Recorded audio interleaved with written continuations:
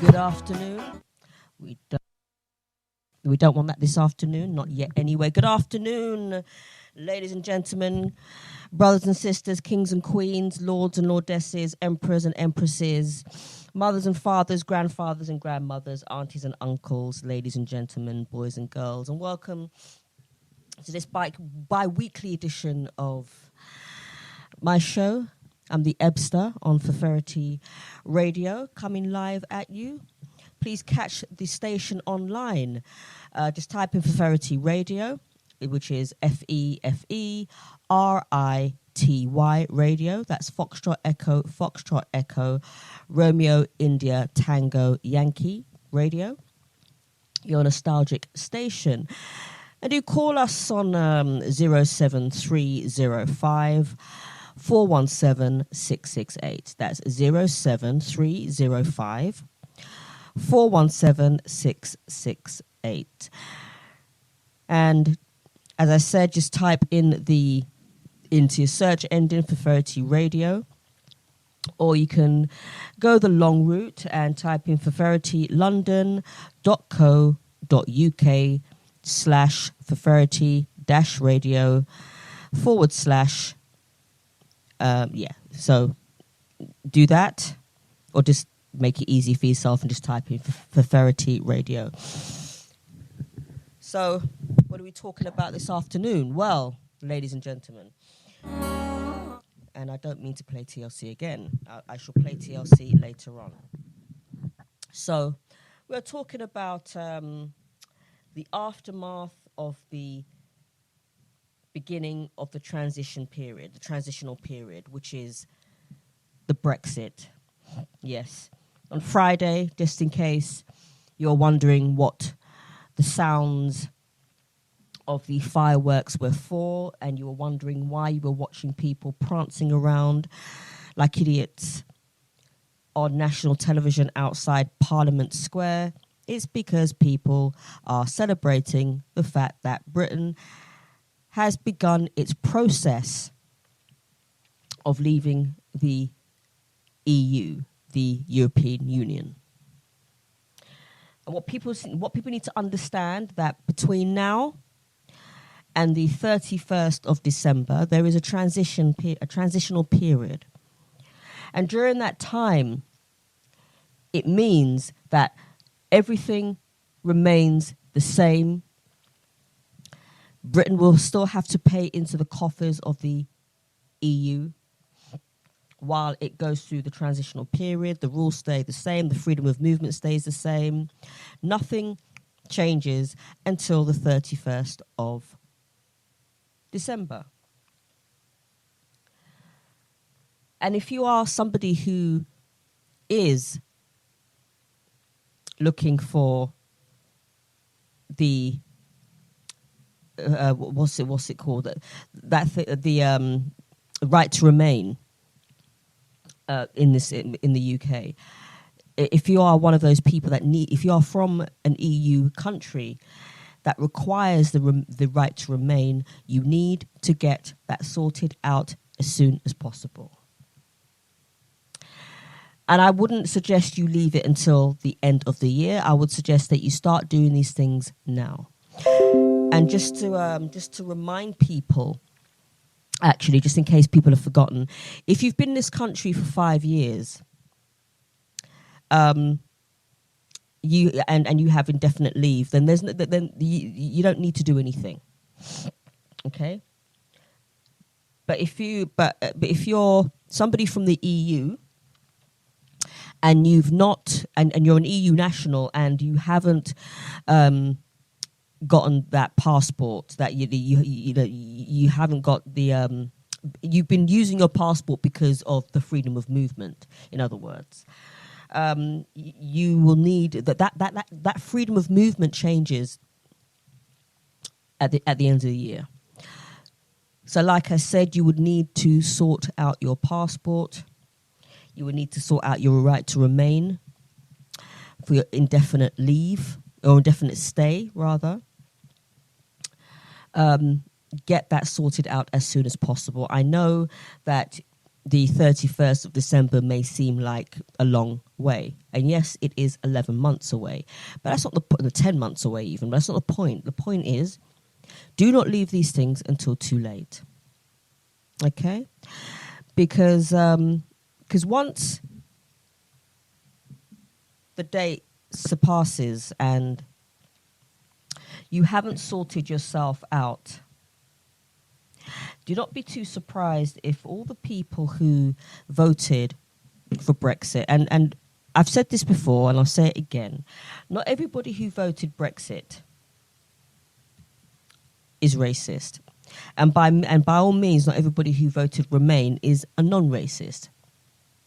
People who voted Remain, who are racist, you can look at Theresa May as a prime example.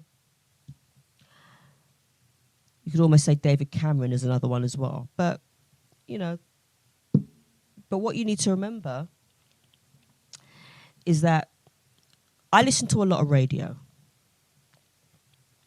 And when they come up against a radio presenter, when people who phone up, who have absolutely no clue, who have absolutely no brain in between the temples, if you like. When they come up on national radio and they start saying, and they come up with stuff like, we'll be able to run our country again. Well, it's not as if this country couldn't be run by the government. Because it was run by the government. I mean, after all, it was the government that caused austerity. It wasn't the EU that caused austerity. It was this government that caused austerity.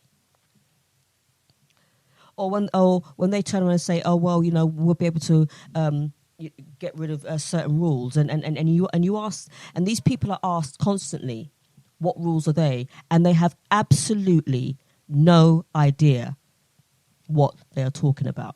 Oh, well, we'll be able to do stuff that we couldn't do under the EU. Well, that's one of the biggest piles of garbage I've heard in my whole life. At the end of the day, it's not as if this country couldn't regulate its own prices on certain things while being in the EU, because they could do that. That was something that was being able to do.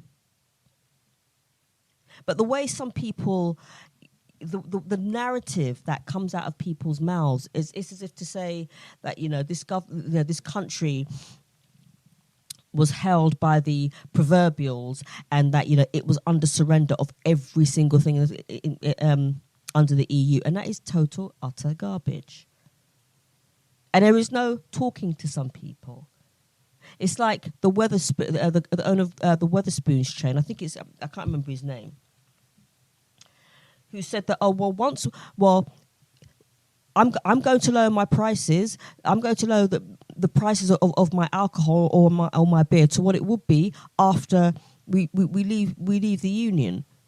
Well, that's a bit of a contradiction, because he was able to lower his prices whilst being in the EU. So what he was basically saying is, I can't do this, that, and the other while we're in the EU. But he went ahead and did it anyway, and there was no consequence to that. The other contradiction that I have seen over the past few weeks is people living in Spain. And for those of you that, in case you're not aware, people, Brits in Spain, or Spain has the largest number of Brits, or expats as they want to call them. You know how it is. If there were black people, that there'd be immigrants. But as they're white people, that they're known as expats. One of the biggest racist ideologies that one can think of. Nonetheless, Spain has the largest number of Brits than any other EU country. And when you hear some of these people living in Spain, they've lived in Spain for almost 30 years, some of whom cannot even form a sentence in Spanish, I voted the EU because it would mean that Britain will be a better country, but I want to still remain in Spain and benefit from the European Union. Now, if that is not a contradiction, you better tell me what it is. You better tell me what it is. If it's not a contradiction, you better tell me what it is. So I'm going to talk about what I really want to talk about is I want to talk about two things actually. I want to talk about the WT option, the World Trade Organization option, should this country strike a no deal. And I want to talk about this coronavirus as well. Now, there are different strands. I've learned that there's you got the Wuhan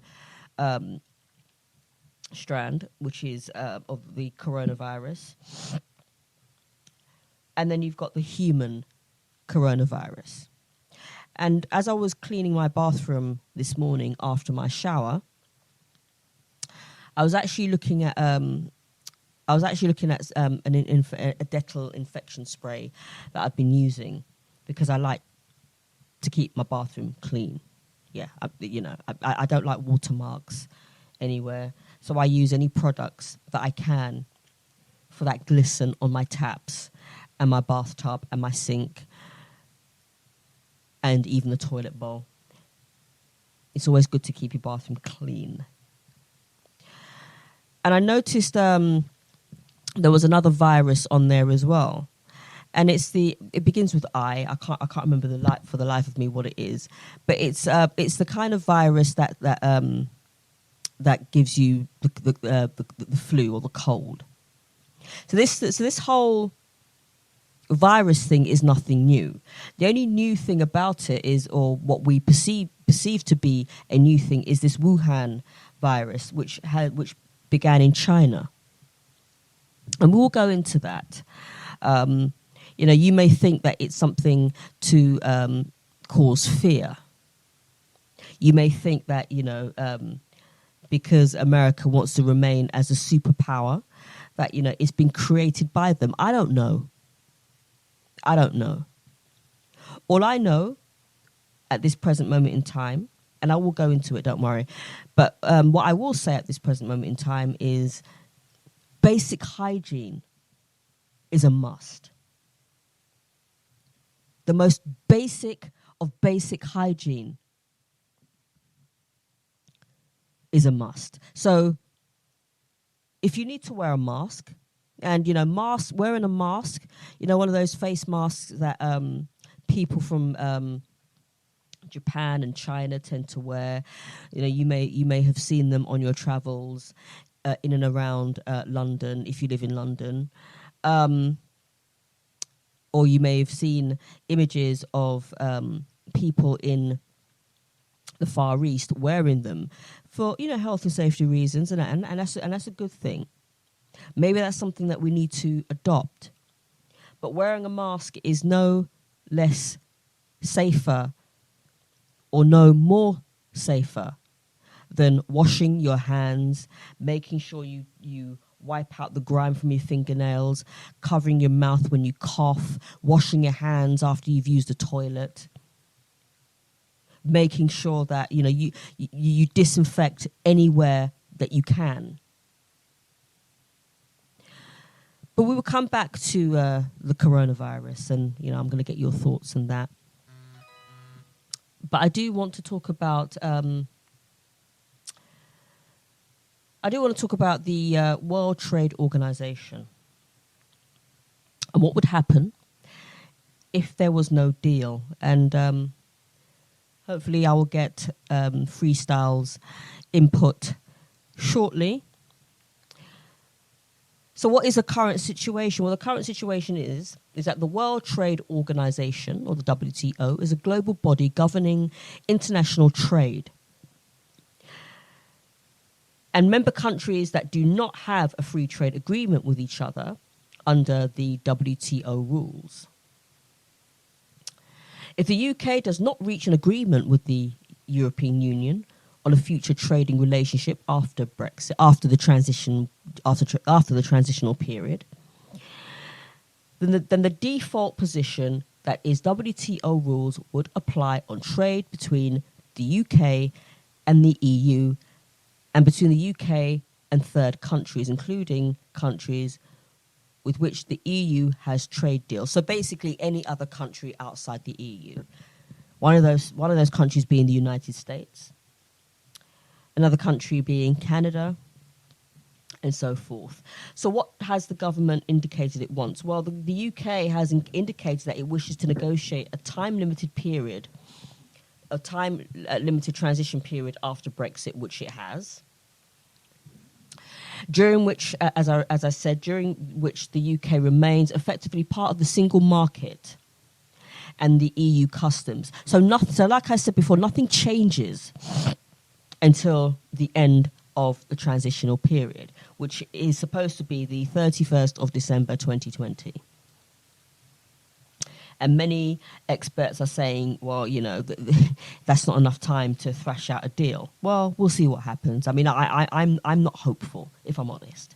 I'm not hopeful, taking into consideration the party that is running the country.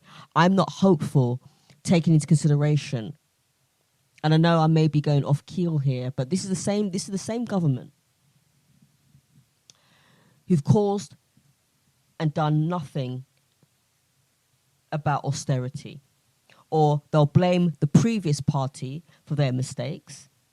They'll blame their previous competitors, which is the Labour Party under Tony Blair and later on Gordon Brown, for selling off gold reserves and, carrying on the tradition of privatisation, which essentially they did do, particularly under Tony Blair.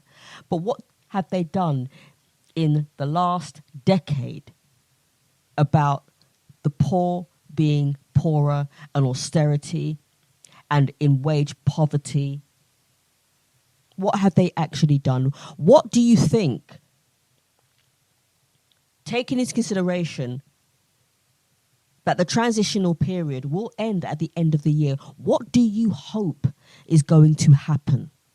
What do you hope is going to be achieved now that we are going to be a competitor of the EU?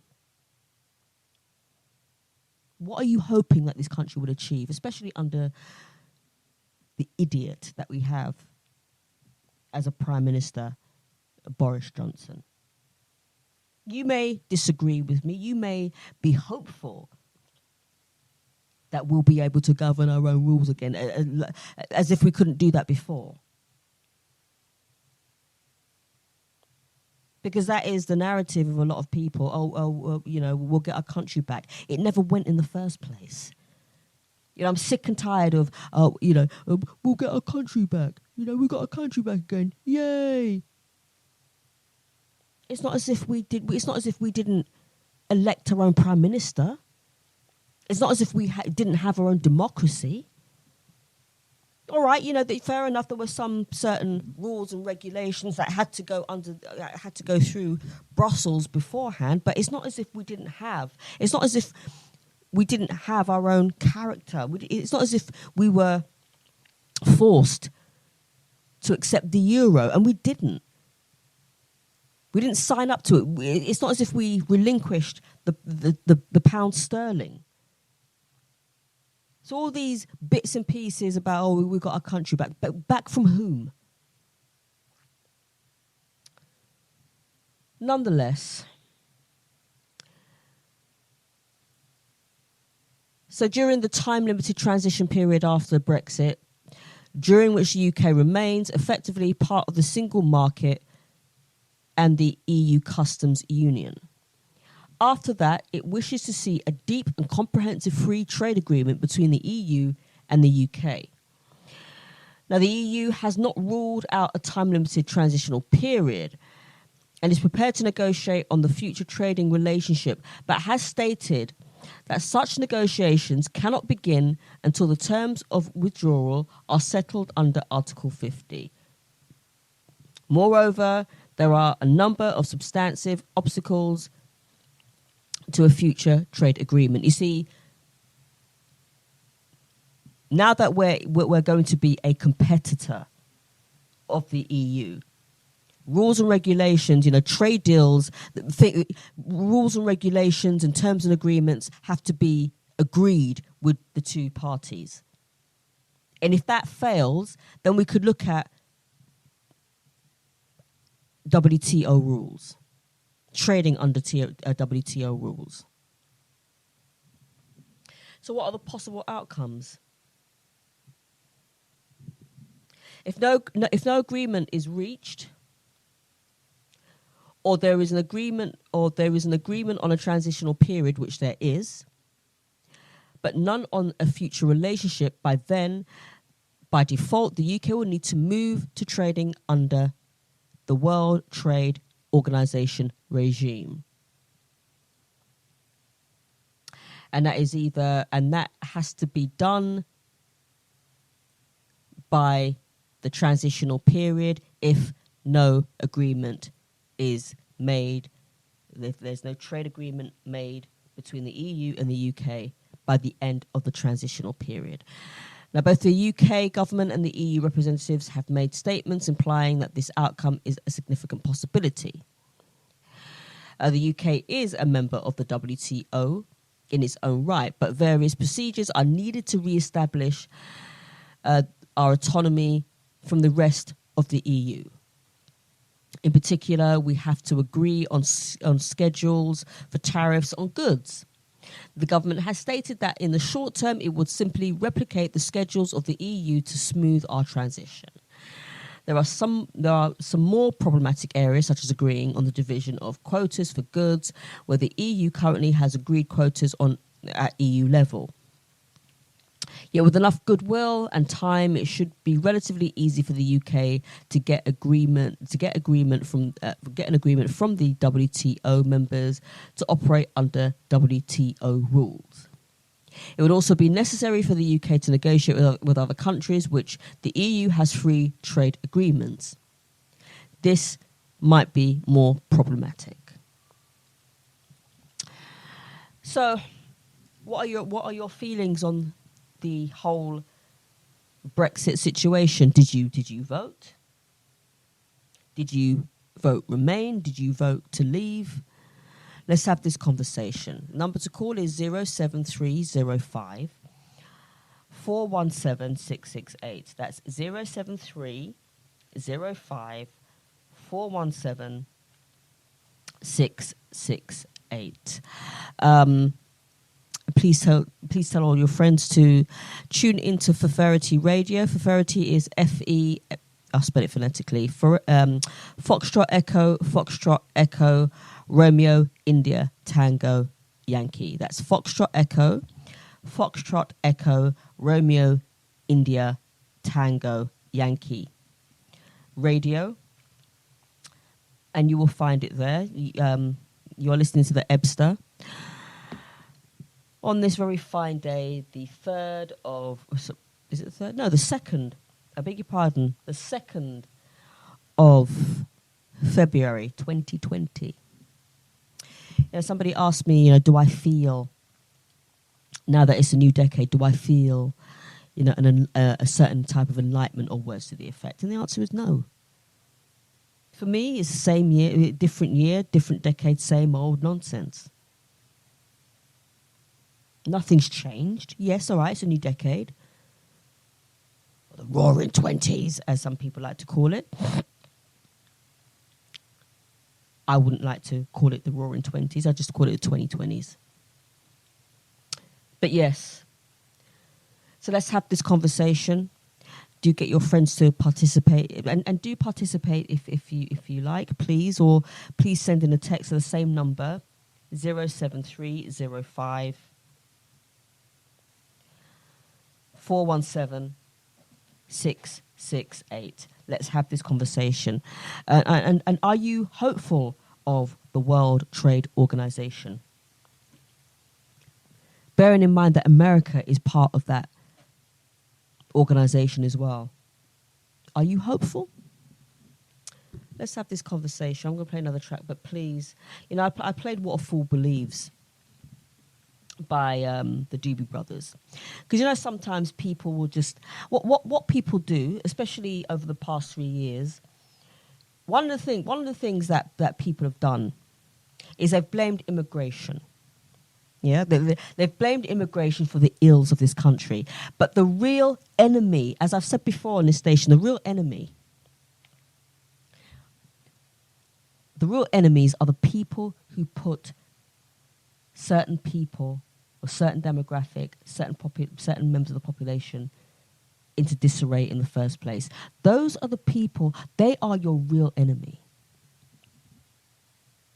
It's not the immigrants that put the wages down. I'm sick and tired of hearing, oh yeah, but the immigrants have driven the wages down. You know, why aren't people blaming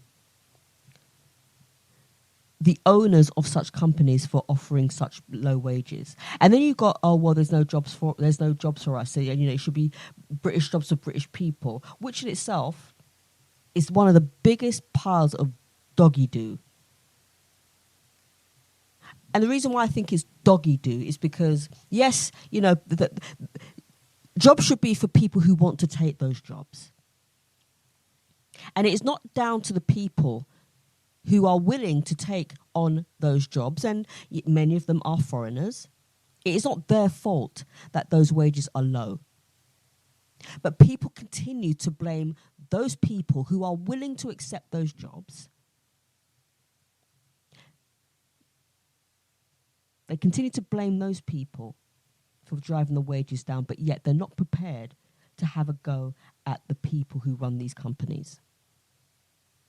They're not prepared to have a go at companies like Starbucks and Google, who don't actually pay any tax whatsoever. Apparently it will change. We'll wait and see what happens with that. Why aren't you getting angry with them? I see. They're foreigners too. Yeah, but what's the difference between the brown-faced foreigners who are willing to take on those jobs and the people who own Starbucks and Amazon? What's the difference? Do I really need to spell it out? You see, all this talk about blaming foreigners for everything. How much you want to bet that a lot of these foreigners, they follow football?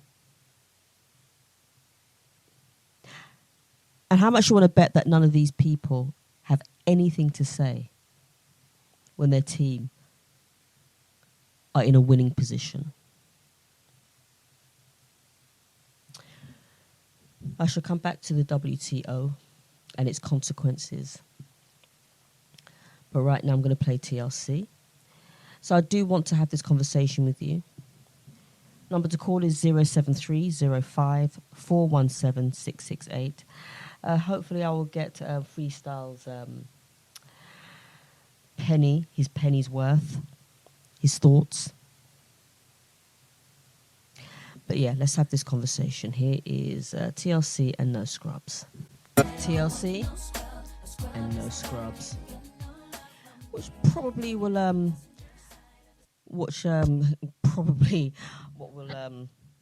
make Britain look like, or the UK look like once, or England anyway, because I know Scotland are very dead set against leaving. Wales apparently are dead set against leaving. I think Northern Ireland as well, and there's this whole thing about, you know, the border and the Irish Sea, and nobody knows where, you know, what position that's in right now. But let's go back to the World Trade Order. Under WTO rules, each member must grant the same most favoured nation, or MFN, market access to all WTO members. This means that exports to the EU would be subject to the same customs, checks, tariffs and regulatory barriers that the UK and the EU currently charge on trade with countries such as the US. So once the transitional period ends, there are tariffs that will have to be paid to export and import goods from the other EU nations. Right now, we're not paying any tariffs or export charges or import charges or anything like that, because we're in the EU, this country, the UK, are in the single market right now. Yeah. So therefore, there are no charges. But once that transitional period ends, which is the 31st of December 2020, so literally the end of the year, that will change. Okay. The UK's exports to the EU and other WTO members would also be subject to importing countries' most favoured nation tariffs.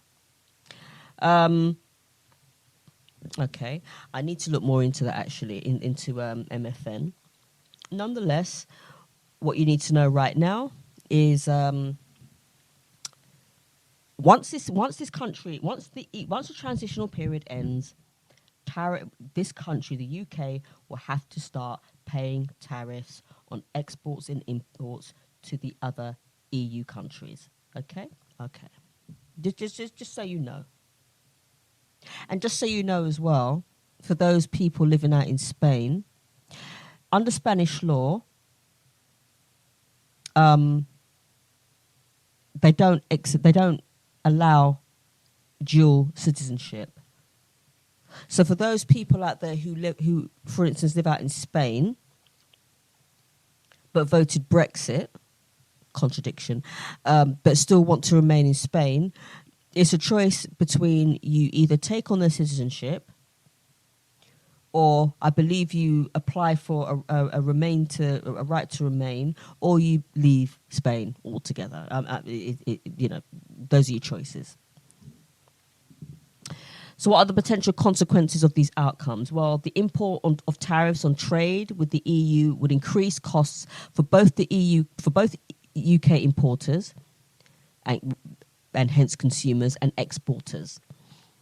The average EU tariff rate is low, around 1.5%. However, as a sectorial level, the impacts would be much larger. For example, for cars and car plants, the tariff rate is 10%. Since most UK-based car production is exported and uses imported parts, the impacts would be magnified. The impacts would also be large on agriculture, where EU tariffs and quotas remain high. This would result in significant food price inflation for British consumers. So, as I said, would have to start paying high prices for things that we don't currently pay for.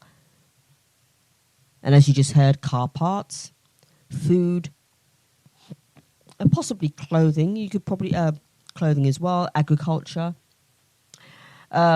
There's also the fisheries as well. I know fishing isn't the biggest industry in the United Kingdom, but that will be affected as well. And also, there's bursaries that are paid from the EU as well. So, any individuals in industries where there's bursaries that are paid by the EU, once the transitional period ends, those bursaries will be null and void. Okay, you won't be getting those bursaries. The only exception to this principle are that countries can choose to enter into free trade agreements, and they can give preferential market access to developing countries. The UK could alleviate the impact on consumers by reducing or eliminating tariffs unilaterally, as long as this is done in a non-discriminatory way. This would be permitted under WTO rules. However, this would have significant impacts on domestic producers, especially in agriculture. And in any case, increased tariff barriers would not be the most important impact. The bulk of the cost of doing business across borders comes from non-tariff barriers such as border checks, customs controls, and compliance. You know, talking of customs, you know, right now, for those of us who have the EU passport, you know, the Burgundy passport, you got two queues, yeah, EU nationals which tends to be it can be quick. You can just go through that very quick. And then you've got non-EU nationals. That queue at the airport can tend to move slow. So once we're out of the EU, and you don't mind, if you don't mind queuing up for a very long time, you see, I'm somebody that hates queues. I hate queues anyway. I hate any type of queues. I hate queues for the ladies' toilets. I hate queues at cash machines. I hate queues at supermarkets. I hate queues. I hate queues. I can't bear queues. I'm somebody that if I have a special permit to go through to cut all of that nonsense, I will take it. Even if it means paying a little bit extra, I will do it. Because I hate queues with a passion. I even hate queues when I go to see Arsenal Football Club. I hate waiting to get through the turnstiles because I just want to get to my seat. I just want to prepare myself. I just want to do my my Facebook lives. Yeah, rituals. Yes. and so forth. So if you don't mind queue, well, you know, you voted for it. Well, 51% voted for it. I'm not one of those 51%. But as you can probably tell, as you could probably gathered from the last time I spoke about Brexit. So if I can, Yeah. Sorry about that. If I can sort of like ask you about your feelings, really, because now it is inevitable that we're no longer. Because that was determined by Friday night. Mm-hmm. And how do you feel, though? I mean, do you still resent the whole idea, or you're coming to terms with the reality of things? A bit of both, really. When the results came in 3.5 years ago, I was shocked, but I thought, okay, fine. All right, okay, we're leaving. Okay, that's what people want. But I wasn't surprised at the same time. Yeah. And subsequently, with the narrative of a lot of people who phone up radio stations and chat absolute garbage about immigration. Oh, by the way, they don't. These are very same people that want to complain about immigration, but benefit from it as well. Yeah, those people. They want to blame the lowering of wages on immigration. You know, those people. I personally think that from an economic point of view, we'll be worse off. From a travelling point of view, we'll be worse off. I think I believe in the freedom of movement of people. I think we'll be worse off. It'll be very interesting if this government brings in an Australian-style point system. How they're going to navigate around it. How many points what one would need for certain jobs. Bearing in mind that we have a lot of people in this country who are earning low wages, who aren't necessarily skilled, but are contributing to the economy at the same time, if that makes sense. Yeah. So do I resent it? In a way, I do, if I'm honest. I'm not going to lie. However, am I getting close? Have I gotten grips to reality? Well, I got grips to reality 3.5 years ago. Would I have liked another referendum? Not really, no, because democracy spoke. Mm-hmm. That's what people want. You know, people, in this country complain about, we don't have a democracy. Well, you do, because we got the right to vote to leave. So all this talk about democracy, it annoys me, because we have a democracy. If you want to know about a country that doesn't have a democracy, you need to go to certain parts of Asia. Then you'll soon know about not having a democracy. Yeah, I mean, the whole time democracy and its meaning or function, I think it varies from not only countries, but also within a country. It varies from different sections within a country. Like, for example, in England, parts of this country that you will leave, that you will experience that beauty of democracy. Other parts that you leave, you wouldn't be experiencing it at all. You will be confused by the term democracy because it's not all for one for all kind of thing. But on Friday, I did a show, and I was really amazed that when it comes to the Brexit, a lot of us, were clueless about, even before the referendum shout out to call out, the referendum. We were really clueless about, referendums concerning leaving the Europe.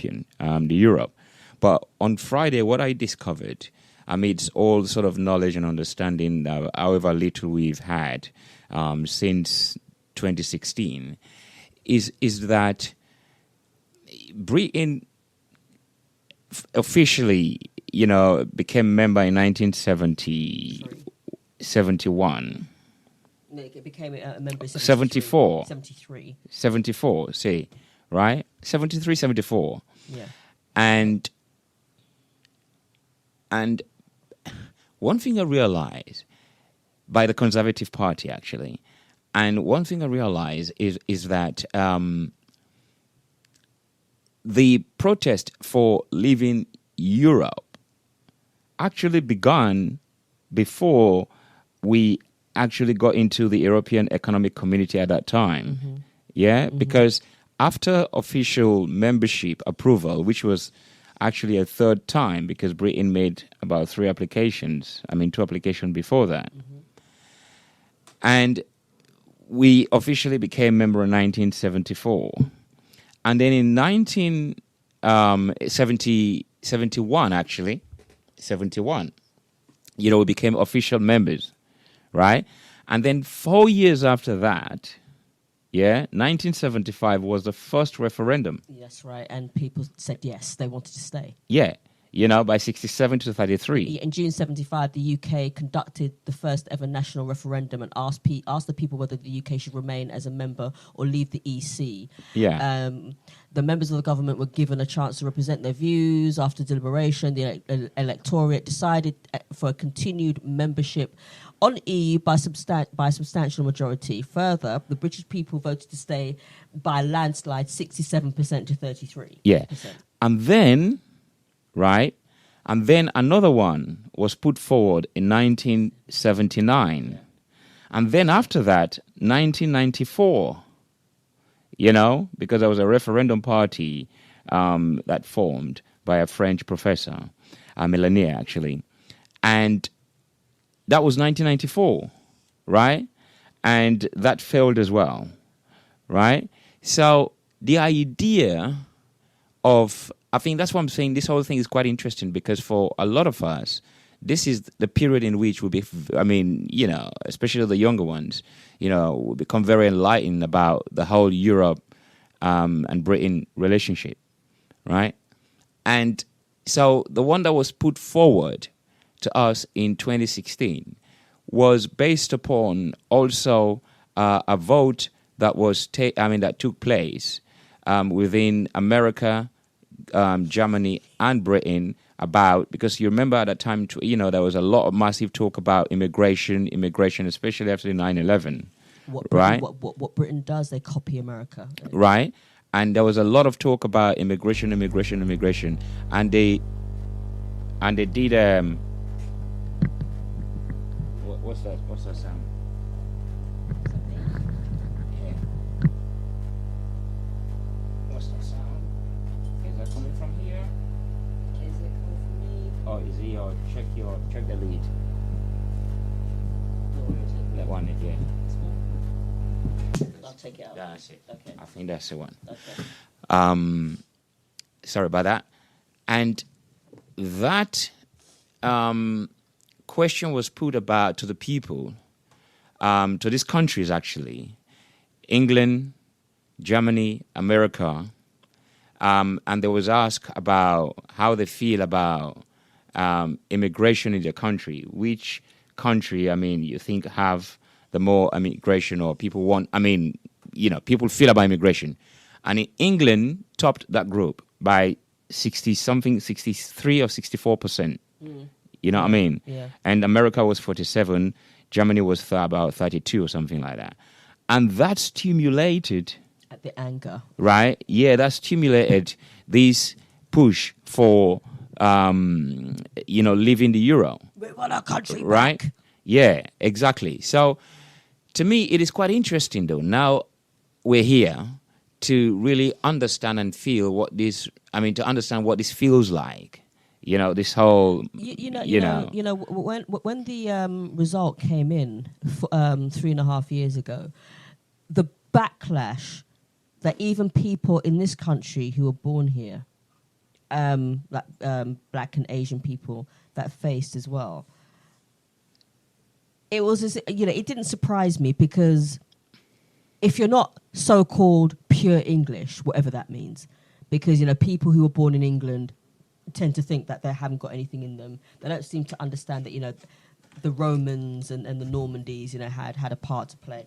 Anyway, but the backlash is it's as if, all right, so they voted to leave the EU. They got their wish. Their wish was their command. Then all of a sudden, this hatred towards people from Poland, Romania, Albania, etc. began.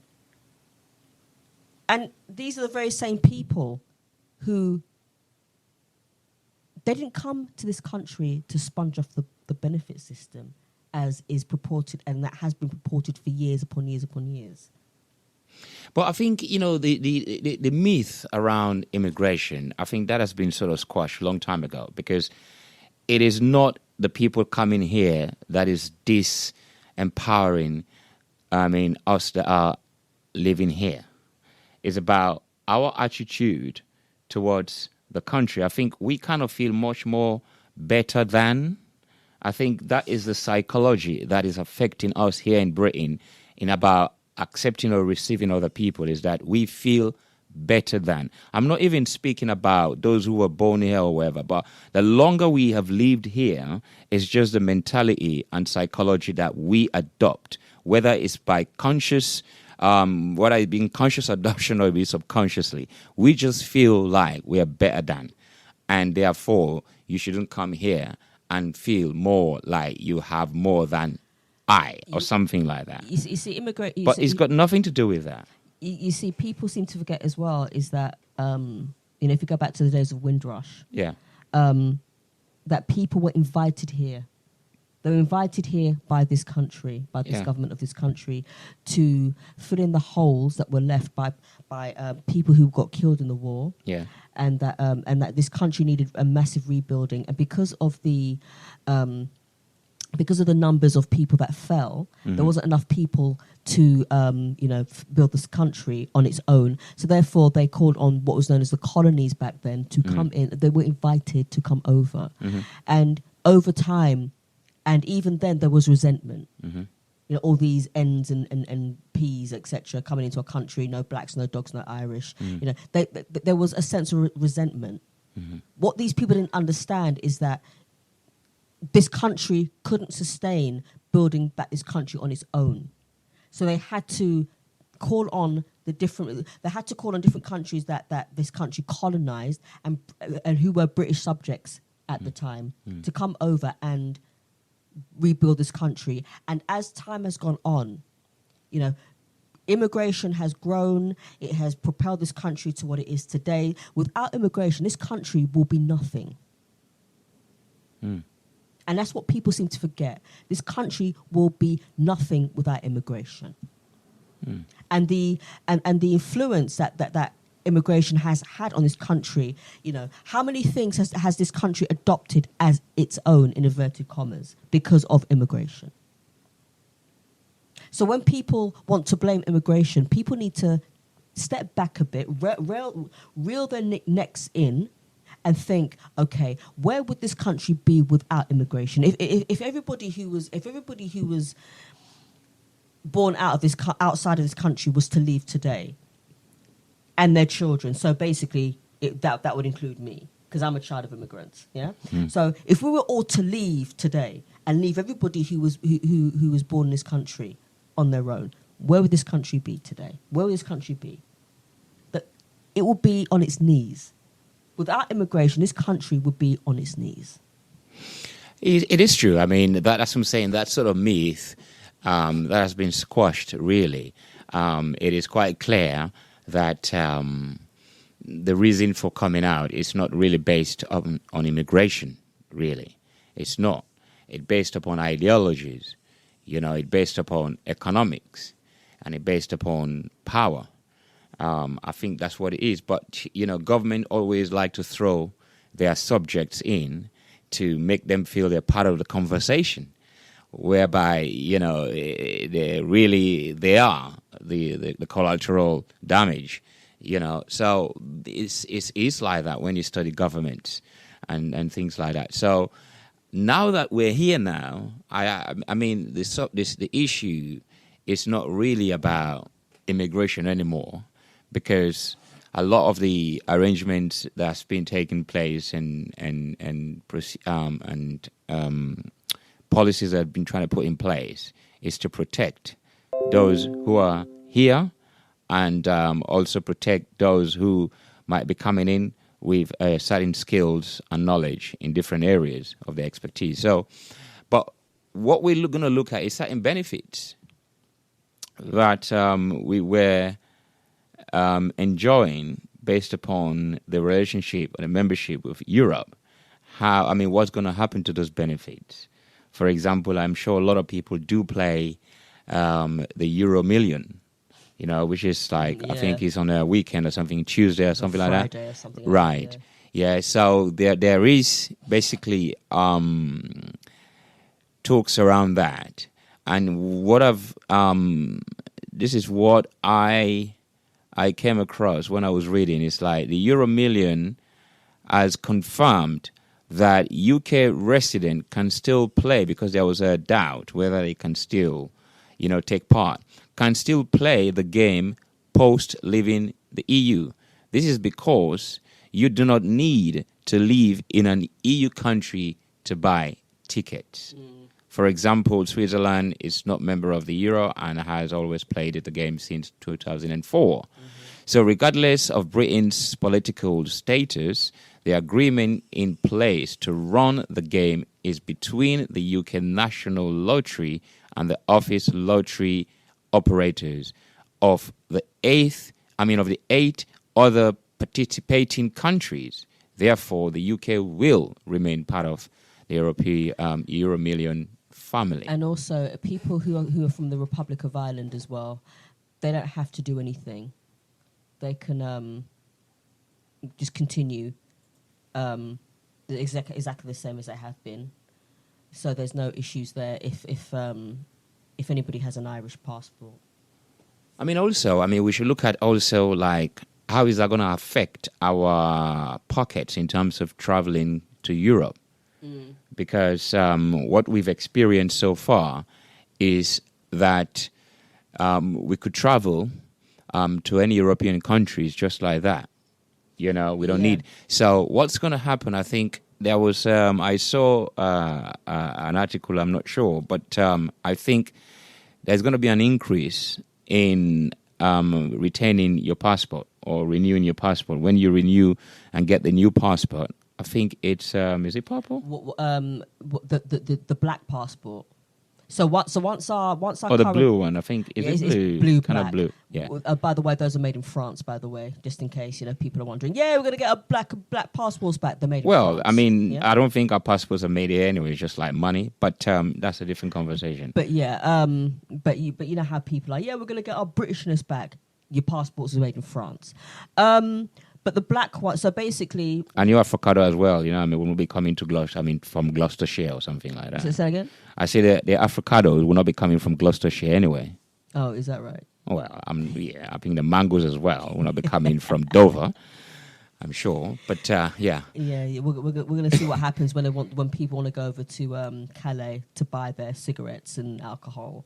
Because, people, that's the only reason why people go to Calais. I think this is why it's good to kind of keep an eye now. Not because it's no point really going back, to say, well, you could have whatever. It's about keep an eye on the benefits that we used to have, trying to see how that affect us. It will affect us because, as I pointed out, the tariffs on goods that we're paying now is nothing. Once we leave, then those payments are going to be made. And also, even for house cost prices here, and for even rental, is the cost going to go down? Because we've experienced a lot of rise in rents, social housing, community housings and stuff like that. We've experienced for the past few years, you know what I mean, a lot of increase in rent. So these are the things that we have to pay attention to.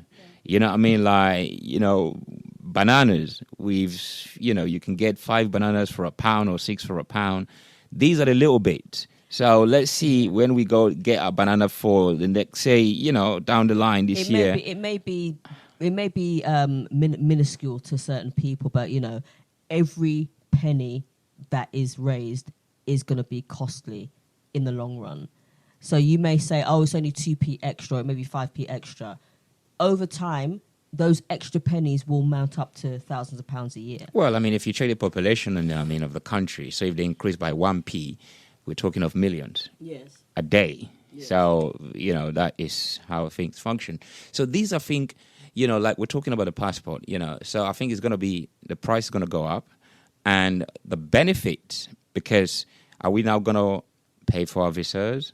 When is that going to happen?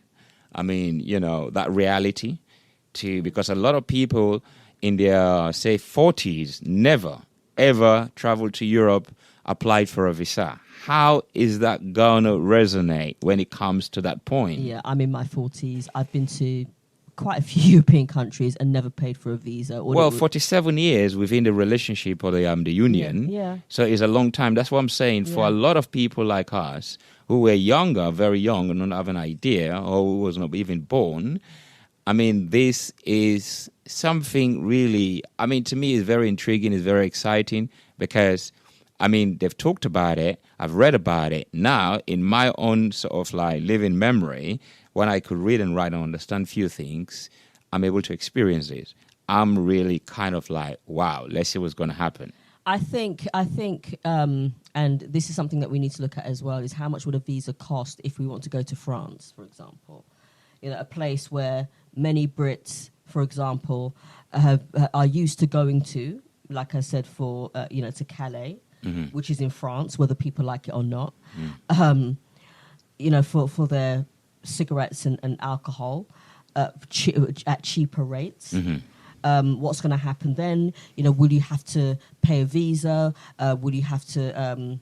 You're going to have to show your passport on board the ferry, whether you like it or not. Which we have always done anyway. Yeah, we've done that. Yeah, we've done that. It's something that we have to do. I mean, is there going to be a visa required? Is there going to be a visa required to go to? I don't think there'll be a visa required to go to Ireland, but that's something I need to check out. But various countries that people are, like for instance Greece. A lot of Brits go to Greece and Turkey for their holidays. Spain, Germany. France, Germany, Italy. You know, are visas going to be required? That might be the case. Eventually, I mean, that's what I'm saying. It's very interesting to keep an eye. And also it's very interesting to keep an eye in the next, say, 4 years when we're going to have our next election, because there is a pattern. That's what I'm saying, like the Conservative Party in the late 60s, right, were trying to fashion us into the community, European community, economic community, and they succeeded, right? I think Macmillan started, and also what was the next man that did actually got us into Ted Heath. Ted Heath? Yeah, Ted is a Labour man, isn't he? Ted Heath, I think, was a Macmillan.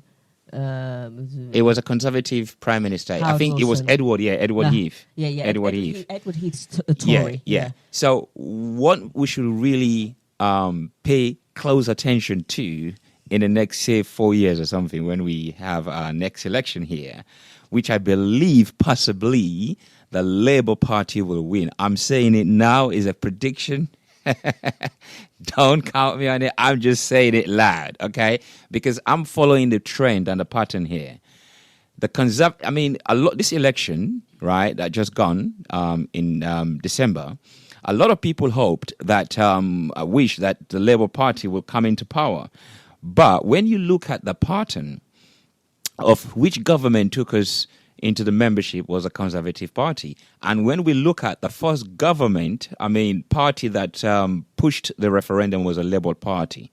And we know, of course, Jeremy Corbyn is not a Remainer kind of guy. However, Now that we're now in, we're now out of it by another conservative prime minister, and this is the reason why people put him there, because he's a pattern. Let's keep a close eye and see what's going to happen next. I think what people need to remember is that Boris Johnson wasn't always a Brexiter. Okay, there is a video, and it's on my Facebook page actually, and I will play it to you. Okay, and these were words that came out of his own mouth. Oh, it will be worse to the effect of it will be a disaster if we leave, and it's great being in the EU and blah blah blah blah blah. This is the same prime minister, and this is why I don't believe anything that comes out of his mouth. I don't even believe that he'll reach an agreement. That's my opinion. Yeah, but what I'm saying is here. Let's watch the pattern here. I'm saying, right, because the first referendum as soon as we got in was put forward by the Labour Party or Labour, at that time. Yeah. And what I'm saying is that, right, this time round, a lot of people, like the result came out, they don't really like Boris. They didn't really voted for the Conservative Party. They did vote for the Conservative Party, but people voted because they want out. And the only person that was talking about it was Boris. And I'm saying is the Conservative put us into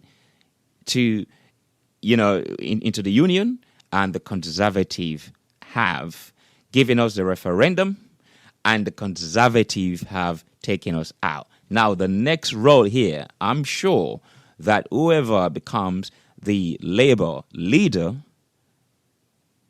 that is a destiny. Let's watch the space. Yeah, let's watch this space. But also, as I alluded to earlier, Boris Johnson isn't somebody that I trust. This is somebody who wrote 2 articles, one for Remain, one for Leave. This is the same prime minister who went on record to say that it will be a bad idea to leave the EU, and now he's changed his mind and he's gone all for Brexit. I personally do not believe anything that comes out of his mouth. I don't believe that he's got people's best interests at heart post Brexit. But you don't say that. I think he's got people's best interest. I don't think he has. Personally. Maybe not yours, maybe not mine. Mm-hmm. In direct, consequence. I think this is the same man who ran London for 8 years as mayor. This is the same prime minister who signed a petition to keep the ticket offices open on the underground. And when he came into power as the mayor, every single one of them closed down by the end of 2016. When I listen to him, I just think, okay, so now that you've promised people Brexit, okay, you kind of have now because the 31st is gone. You haven't reneged on what you were saying about an extension because. Because they're the majority now, so there's no need for that. Exactly. So he extended it to the 31st and that is October. Already gone. They voted. Parliament have cast, and then the European governments of Parliament have actually, so everything is now sealed. Everything is We're sealed. We're now on the road now to become fully independent. Now, with this whole thing about slashing out trade deals and stuff like that, don't be too surprised if he comes out after he said, "Oh well, I'm going to get the best deal for Britain," yada yada yada. Don't be too surprised if there is a no deal on the table. Don't be too surprised if he reneges on everything that he said about dealing with America, dealing with chlorinated chicken, etc., and all that rubbish. Okay, don't be too surprised. I won't. This is only my opinion, but don't be too surprised if we come out without a deal and we have to trade on WTO rules, and this country will be economically worse off than it is now. Yeah, we just have to keep an eye on. Also, being that we are 2 football fans of the mighty Arsenal, we should also pay close attention. How would that affect the transfer market in terms of foreign players? As I said earlier, you know, with all these people who voted Brexit and complain about immigration, you know, a lot of these people are football fans, okay, and every football team in the Premier League at least has an influx of foreign players. Yeah. Okay. So what would it be like if there was no Aubameyang, Torreira, Martinelli, or Lacazette? Yeah. What would it be like if there was no Aguero or De Bruyne? I think there's too many names to mention, and when you look at the teams and you look at, because now when they show you the team, outline, they show you the countries where they're from. So how will that play and affect? That's another thing, to kind of keep an eye on. I mean, you're talking about people who voted out. I mean, support football clubs, yeah. But this is what I'm saying. Emotions don't make decisions. No, they don't. The referendum was based upon emotions. Because a lot of us never even have an idea of what, even when it comes to general election, not all of us will look at the manifesto of a party or look at the councillors and, what they're about, or a local MP. No, we just like the look of them. We just like what's been said. I voted Boris because I like the look of him. He seems like a nice guy. I really like him. He seems like one of us. You know what I mean? He's lovely and he seems like a kind fella. Yeah. Really. Or she's a black lady, you know what I mean? And I mean, for once, I'm going to vote for my black. So all of these is like there. But it's based upon emotions. So we vote based upon emotions for a lot of us. It's not based upon actually knowledge of what. So, however, we're here now, and we should be looking at those benefits that we enjoy in terms of like the football, for example. You know what I mean? How is that going to affect, foreign players coming in and things like this? Mm-hmm. How that's going to affect the mangoes and the avocados, the soursaps and the pomegranate and all these stuff that we consume. How is that going to affect? Because we see a constant rise. I mean, for years and years. I mean, when I go out to get mango, I'm getting 3 mango for like £1.50, £2. Yeah, but how genuine are they? How ripe are they? Not even that. I mean, with that £2, I know if I go home, I will sit down for 5 days and eat a whole mangoes for 5 days for that price. And again, you're talking about the taste as well. I mean, so why are they so cheap? Is it because they're not fully flavored? Is it because they're not ripe yet? Have they been harvested properly? I don't think coming out of the Euro is going to actually, make any difference to them having a lot of genetic modified crops, a lot of baby crops out of their trees and put them in labs and inject them with all of these things. I'm not sure they're going to stop. In fact, we should only look out as well for what you called, what's the sort of food that you can now print? Your burgers and stuff like that, Print? Yeah, you can, you can actually, they're doing an experiment where, like water as well, water, they can generate water out of the air and stuff like that. You can have your burger and things like that. What's it called? Oh, what's the word? Well, that's not genetically modified. No. It's what's the word? You can even print food now. Nah. Eh? You can even print food now, or they're trying to create something. Well, a lot of synthetic food. I mean, we've been having what is called genetic modified. We should be looking out for a lot more as well. A lot more, because where's the land to go and plant your real, seed. And so all of this we should be keeping an eye on. I mean, like I said, for me, it's like I'm excited because for the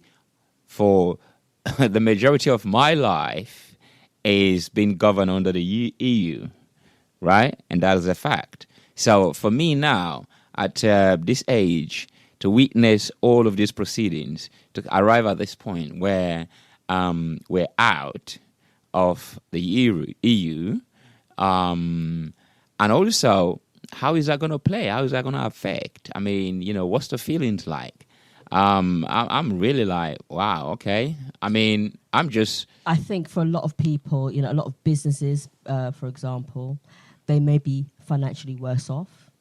They take into consideration that they may have dealt with other countries in the European Union without any red tape, so to speak. Now it's a case of, all right, so you want to do business with us. Now there's going to be a lot of red tape involved, and you are now part of the competitors. So therefore, you are part of a country that is a competitor now, because the UK will not be on the same team. It will now be on a different team on its own. So now there's going to be maybe more tariffs to pay, more exports will be more expensive. That's a possibility. Imports will be more expensive to bring things into the country. So there's going to be a lot of there may be a lot of taxes that people will have to pay that they weren't being paid before, also, and it may have an effect on businesses. Will that mean that having to pay more money will mean having to lay people off? Also, the value added tax. Are they gonna sort of like squash that? We should also see, because that was also introduced when we joined the euro, and we should also keep an eye, because when we talk about this trade and all of that, we should also keep in mind. This is a term that I don't, the word mind. But I'm using it. Yeah, let's keep in our brains. Okay, keep in mind, you know what I mean? Because I'm kind of really mindful of that word now, honestly. But yeah, let's bear in mind, okay, I'm saying it again because it's more popular for you to understand quickly, right? That Britain was a key player in creating a lot of policies within the European Economic Community. People forget. Right. And also they're a key player in 1985 in the Single European Act, as a single European currency. That means that this kind of create like a market, eternal market, right, to promote the movement of trade, goods, labor, money, and stuff like that. So let's don't forget. And to come out of that, knowing that Britain is a key player in putting together those policies, is going to be very interesting. I think that issue there, the Single European Act, was also a key issue in deliberating or discussing, arrangements around how it's going to affect us or what's going to happen. So let's also keep an eye on those key act. And also Britain from, say, 1960 or 79 or 75 has been creating a lot of policies for the European community. So it is interesting, and treaties as well. It is interesting to see, because this is why they're talking about the time it will take for these arrangements, because it's like getting married. For years you've been talking about it, and then it happened. Well, it's not the end of it. That's where everything starts. Well, this is it. Everybody seems to... and sometimes you forget how long you've been together. You start counting that day you got married. You see what I'm saying? Yeah. It is in effect a divorce, in the sense that, you decided to get divorced. So you've announced that, officially you're going to split up.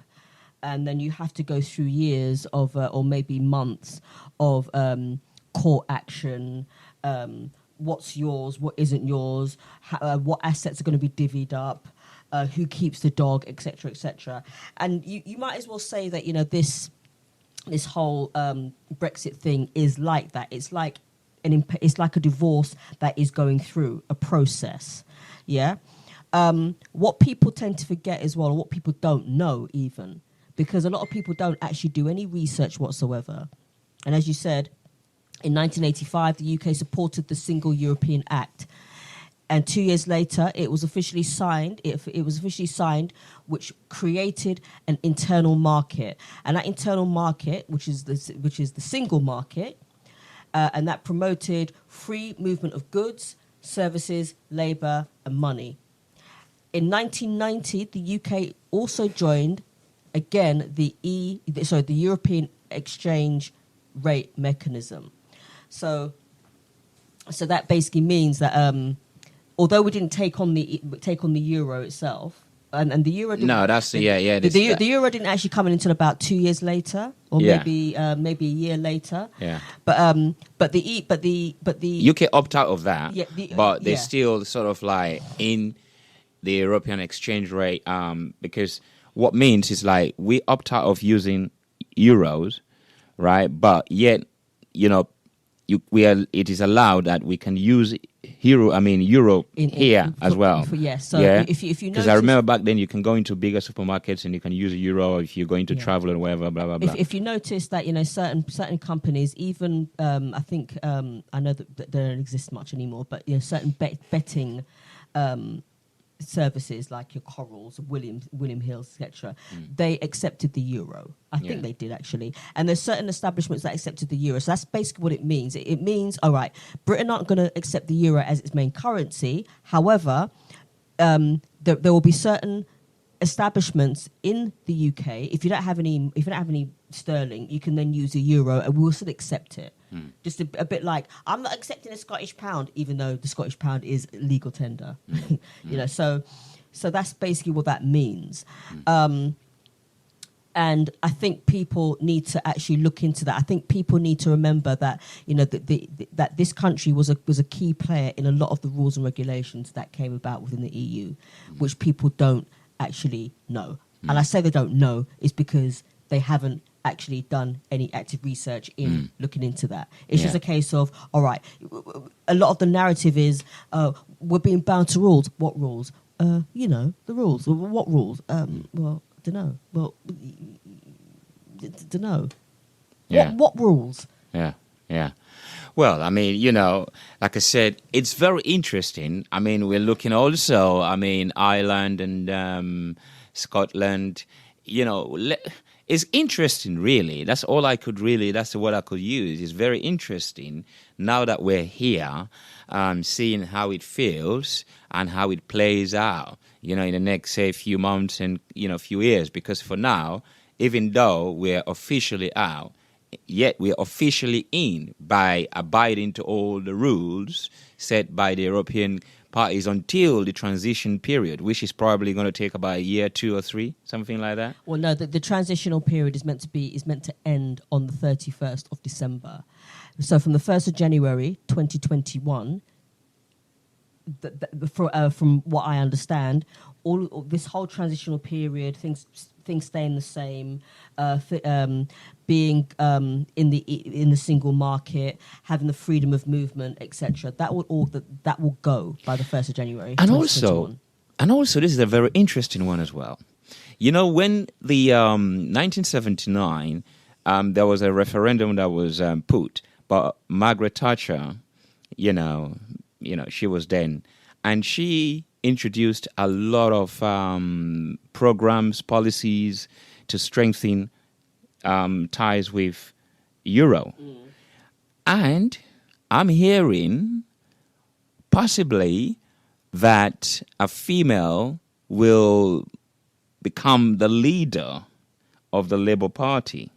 Now, I'm just looking at trends here, right? Well, you got Lisa Nandy, who speaks my language, right? You got a trend there, right? That's what I'm saying. So let's watch the space for the next election, because that'll be very interesting. And probably by then, people will be so much like, I don't know, happy or sad, or maybe just want to get back in, or I don't know. But it's a really interesting state of fear we're in now. So if it's, say, a female leader, Labour Party, which will be very interesting to see against Boris Johnson. Wow. Because Margaret Thatcher, after Edward Heath, strengthened a lot of ties, and the Labour was not having it. And now, reluctantly, people say, well, let's get it done. And let's wait and see how getting it done feels like, looks like, and sounds like.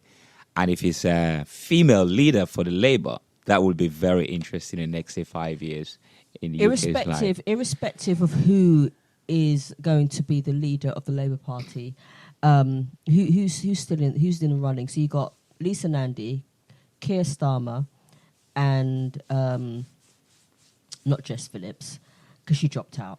I can't remember the third one. But irrespective of who is leader, what I want to see is somebody who will give the Tories a run for their money, and who will keep Boris Johnson on his toes with regards to, because Boris Johnson is somebody who's lied emphatically over the years. He is an habitual liar.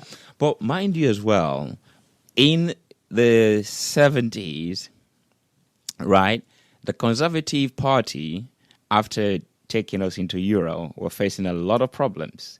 There was a lot of situation in the country. And hence they had to put a female there. Now that we're out, I'm just looking at a pattern here, because this country is really good at following patterns. We shouldn't forget that. And I'm saying is, if it's a female leader, Labour leader, that will be very interesting in the next general election. Very, very interesting. And we should just keep an eye. For me, I'm really excited. I'm as well, to a degree. I just think that, when I look back on the last 4 or 5 years, and I look at Jeremy Corbyn, I wish he could have been a bit stronger. And that's not to say that I didn't agree with any of his policies, some of which, if you look at the last manifesto, were a bit far-fetched. Like the free broadband, for example. Who's going to pay for that eventually? It would have been us eventually. I just, when you think about, what's happened under his leadership over the past 3-4 years, the anti-Semitism, which he did not crown himself in any glory whatsoever. The fact that you had a break-off section in the party called the Momentum, they didn't help. You had a lot of division with regards to half being Brexit, half being Remain. That didn't help. So there was all this infighting, all this anti-Semitism within the party, which Jeremy Corbyn did absolutely nothing about in hindsight. However, you have to blame the media as well for orchestrating a lot of the hatred towards Jeremy Corbyn. I think Jeremy has done very well, amidst all the media upheaval. I mean, he's actually, he's done very well. I mean, he's a very outstanding individual. You're going to give him that. But this is very interesting as well, because if at all Labour elect a female leader, that would be the first. Ever. That would be the first. And also Margaret Thatcher, she was the first for Conservative. This is the pattern I'm really looking at, and I'm thinking, wow, this is really interesting. So basically what you're saying is that there's every probability that, and having seen the type of person that Lisa Nandy is, because she's very, I don't take any BS from anybody, kind of a person, which standing up to somebody, a complete buffoon like Boris Johnson is needed. Is that to say that you think that, in 4 years' time she may become Prime Minister? Listen, I'm looking at the pattern here. Yes. When you're looking at the chronology here, it is inevitable. For example, how many years now the Conservative have been in power, and we've had short fuse leaders, and eventually we had a general election that was a bit like, So basically, for the length of time they've been in power, that it's in itself frustrating a lot of British people. I don't care what party you serve, but we just get a little short fuse of somebody seeing their face for a long time if it's not your partner. We just like, you know what I mean? It's like, no. So I'm looking I'm looking at those patterns. I'm thinking, all right, let's see what happens, because it's very interesting, given what happened this time. And like I said, if it's a female leader, or regardless, but if it's a female leader, that is like even so sweet to just see the outcome, because I believe that come what may, never mind what is going on. We just like don't want another conservative. Even though they put us in the sky, I don't think we'll actually go for them again. Listen, I'm just saying. Look, taking into consideration the last general election, I call it the Brexit election because really that's what it was. Yeah. Whether people like it or not. Okay. Yeah, let's get it done. All people thought about was Brexit, which fell into the Tories' hands. There is talk about, and I don't know how true this is. If somebody would like to enlighten us, that the Labour Party didn't really do any door knocking or canvassing until maybe 2 weeks prior to the election. Which I don't know. Please don't quote me on that. I think that is true because I was saying, leading to the election, I'm like seeing Lib Dem, more of Lib Dem really papers coming through my letterbox. And I'm like saying, hold on, I haven't seen any Labour like representative around here. What's going on? And then about a week or so before the election, however, what I'm saying is the Labour under Jeremy Corbyn has made a lot of ground. He has. I mean, under Jeremy Corbyn, he has influenced a lot of the younger generation to join. Because he was speaking their language, he was speaking. He was talking about student fees being cut and all of that, and more resources for young people, etc., etc. So he kind of spoke their language, yeah. and a lot of younger people bought into that. A lot of younger people that I know never ever bought into the Tories' narrative, is because we've all been conditioned, and in actual fact, I'm not going to use the word conditioned. We've always seen that the Tory party are all about privatisation, cuts everywhere, more for the rich, less for the poor. And that to me, and that's not to say that the Labour Party under Tony Blair didn't endorse privatisation, because it did nothing about it, went completely against its Labour roots of working class. But the Tory party in my lifetime, which is almost 45 years, have always been about millionaires, middle class to upper class, rich people who only care for each other, who only care for the 1% of people. Now, under this government, nothing's changed in that respect. As I said earlier, they had if they actually gave a damn about the people who have been suffering austerity for the past decade, they had a chance to do something about that. They did nothing. They've done nothing about 0-hour contracts. They did nothing about in-wage poverty. They've cut 700 libraries, or 780 libraries, 700 football pitches. This is the same party that were responsible or are responsible for closing down the Sure Start spaces. So what have they actually done for people like me and you and every other working class people who aren't millionaires? Yeah. I don't know what your financial situation is, but Well, I'm close to be a millionaire. Okay, cool. What in your heart? Everything, man. Everything I have cost money. So, you know what I mean? It's like if you start to count them bit by bit, probably, you arrive to $1 million. Yes. Don't worry about that. Okay. but for those people who have suffered, the thing about disability allowance is cut. Things like that. They've done nothing. Well, I mean, they created that. This is the same party that created the Department of Work and Pensions. This is the same party that created 0 hours. No. What's the other one? Universal credit. Yeah. This party, or this government even, but this party has always, for me, been about creating a division.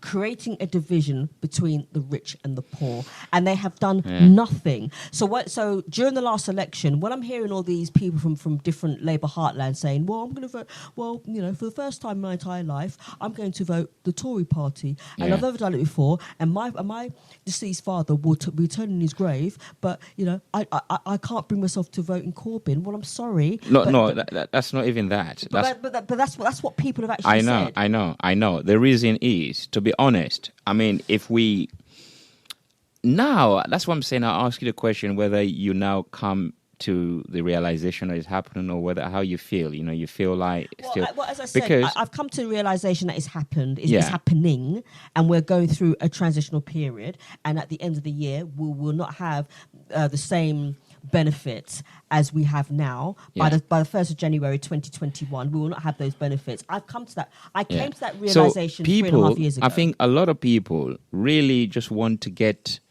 because it's like everything was at stake. For example, if it was reversed, what will happen? We don't know. And because the people voted, like you said, democracy, because the people voted, say yes. I think most people, regardless of party supporters or not, just really like, I tell you what, there's a lot of argument. On this side, that side, this side, that side. Eventually, let's just abide by what the people have decided. I think there was a view, there was majority of view like that, regardless of which party you are. So when you hear people speak like the way they've spoken in terms of, well, yeah, I think it's just about, that's what I'm saying. Let's watch the space. I'm watching this space, and Yeah. I'm always, listening. I've always got my ears to the ground in terms of what's happening. I just don't believe. I just can't bring myself to believe anything that comes out of Boris Johnson's mouth. Well, you got another 4 years. Probably would be like another Edward Heath, where I don't know. Would he last his his full time? We don't know, but it's an exciting period that we have to wait. But I think I'll give you space, and I'll go make a cup of coffee. And then I'll be listening to you. I'll be going further into. Oh, by the way, you need to put on a certain event. Yes. Oh, right. I see what you're saying. Okay, then. I'm going to talk about that later on. All right. Later on. But yeah, thanks. But yes, I shall go further into the WTO situation after I play the next track. But yes, ladies and gentlemen, that's our thoughts, and you don't have to agree with them, but if you wish to call and have a conversation, do so. Number is 07305 417 668. That's 073 07305 471 668. You are listening to the Ebster in conversation with DJ Freestyle on Feferity Radio. I'm going to play another track by TLC, and this is Waterfalls.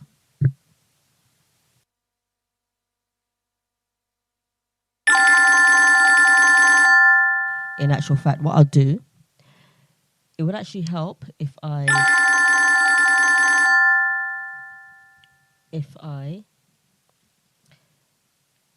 turn this up. Let's stop that there. Let's pause that. All right. Let's just go back to it. It would actually help if I made a modification right here so you can hear the track. So yes, ladies and gentlemen, here's some TLC. And the song is...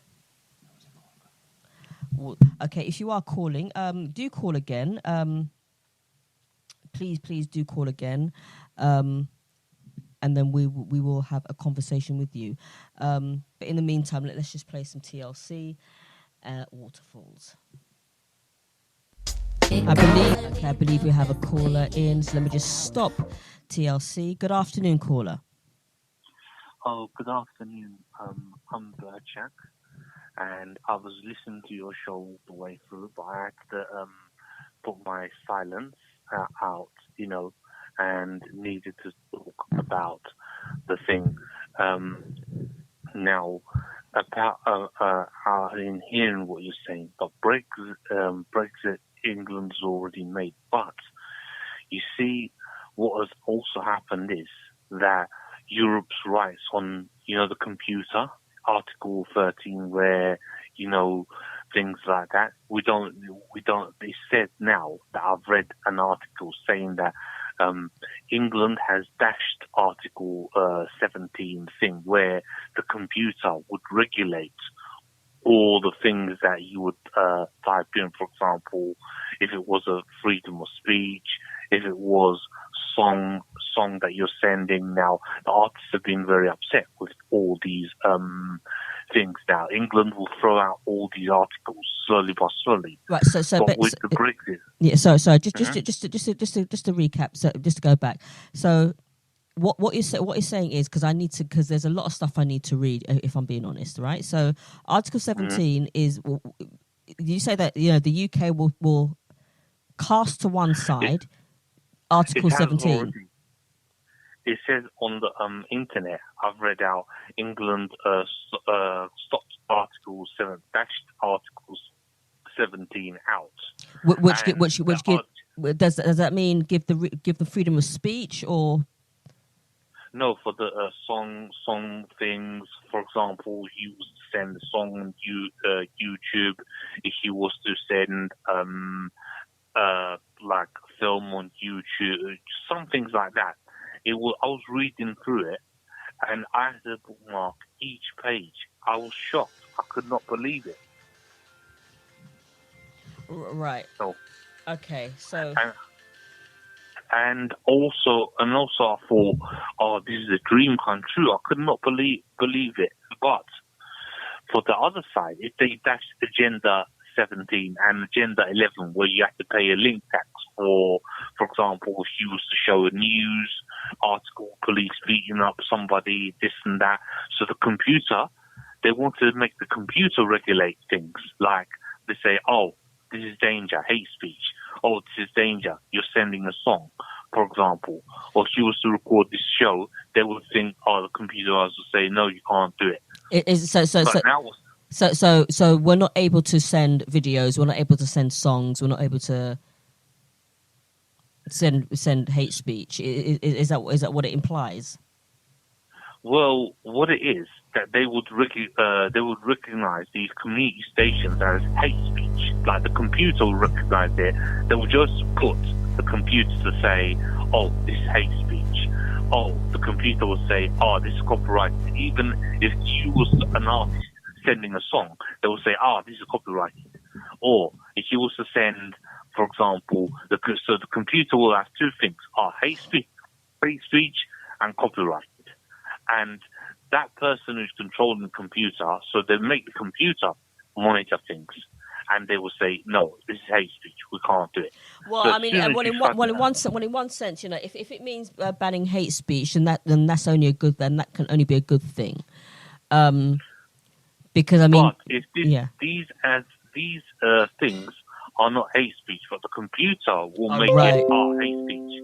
Yeah, because, for example, and if you was to send anything, or if let's say there's going to be some geniuses from other countries that's going to send what is happening in their country, they would put a link tax to it, so that Google would have to pay a link tax, which means that they will tax you so much that they will have to take that off air. So there's a lot of things in Article 17 and Article 11, which Article 11 offers the link tax thing. So what I'm saying is now that England has gone out of the EU, and they seem to want to go out, and they want to they've dashed Article 17. I don't know about Article 11, but it said on the thing when I was reading, England dashes Article 17. But if every other country now wants to come out of the EU, France wants to make, this is prior to England, France wants to make a Brexit. Brexit means France exit, Swexit means Sweden exit. But if they do that, the thing is, the European, there's a good thing and there's a bad thing of England coming out of Europe. There's the European Court of Human Rights. That won't happen. Yeah. So there'll be a British Bill of Rights, which is not going to be the same. For example, also, I heard from another presenter, he's called the Ghettoologist. Everyone heard of him, Dr. X, and I listened to him as well. And I'm thinking, why is England becoming like America? Why is it like now? I've seen, I went to shopping centre, Stratford shopping centre, and next to it, it is so smelly. Next to it is like a rubbish dump. It's all damp in the thing, smelly. people are homeless and things. Mm-hmm. And I'm thinking, well, they want to make a beautiful building, but at the back side of the building, the front is good, but on the back of the building, it's all rubbish piled, it's all smelling, and it's all even worse than America. And I'm thinking, do they want to bring this here? And especially with the men with the chains around their ankles they're trying to bring. And I'm thinking, well, it's already happening in Peckham, where there's so much unemployment. There's men, black men, that are not black men, but white men as well, and Asian men, like in Peckham, they're just staring and looking at women passing by. I mean, I'm thinking, well, are they going to make this country like Algeria, where there's not, because they trying to already sack people out. The machines are saying thank you and goodbye. When you go into Sainsbury's, it's all machine. So I'm thinking, are they gearing us up for America? Well, I mean, if you go back to the British Bill of Rights, whatever, and that's an extensive read. That's not something you can read in 5 minutes. But it's as if, but from what I understand from it, it's as if they want to take away our freedom of speech. And to be fair, in some cases, freedom of speech for some people means, to be racist. So those people need to be silenced anyway. But it's as if, I don't know. I mean, it seems very draconian. The British Bill of Rights. It's very. It's as if we don't have any sense of freedom, if you know what I mean. Well, it will be draconian because the right wing will already be right wing anyway, and the country would become right wing because look at Europe right now. Look at the one right wing man in Finland. Look what's happening now with all the European countries. They want to be right wing. Some people are saying, well, let's get out of this because the European Union's laws are too much. Well, I mean, it's already but I mean, if you look at this country always has always had a right wing section, if you like, anyway, and they've always been outnumbered. No. The right wing have always been outnumbered. But it's a double-edged sword because I wanted to say, even though Europe had these draconian laws on Article 11 and Articles, I was saying, let's stay in. Now they've already offered a no-deal trade deal. So within this, I said, well, if we go out, this is what's going to happen, more cuts and more things. But they wanted to go out. Now look what's happening now. It doesn't matter. You can talk all you want, as Cyprus Hill said. Yeah. You can talk all you want. It's not going to change. Well, anything. even when we were, in the EU, so to speak. I mean, we still are to a certain degree until we leave the transitional period. But I mean, all this talk about, we've got our country back, we can make our own rules. Well, as I said earlier, that's a pile of garbage because this country was always able to make its own rules anyway. No, what it is that they were they had to. It said on the thing before this, when they voted for Article 17, England did the wrong mistake, and after that they said that they would have to change for their things anyway, their own rules anyway, even if they go out. But what happened was England said, they're now holding heads to the European Union. They start to become feisty with like puff. So they said, oh yeah, is that what you want to do? No deal, trade deal? Well, how about this then? Take this. So we're dashing it out. You can do whatever you want to do to us. So they dashed out Article 17. That's what it says. And now, but what's going to happen is these people are dangerous. These European people, they'll mess about with your economy. They will do this to any country they want. What and you think that this country, under the government that we have, isn't going to do that? Do you actually believe that this government? I mean, I'm not saying the EU are perfect because they're not. Okay, but do you actually believe that this country will have your best interests at heart? Do you honestly think that this country under this government are not going to continue to make cuts and the poor get poorer because they've done absolutely nothing in the last decade. Well, at this situation, because of the no deal thing, well, what we've been talking about in our advocacy groups, and I'm a self advocate as well, and I go to many different meetings, and basically with the disabled, there's very good people that can talk. But coming to that point, I believe that this country will make much more cuts because of the no deal thing.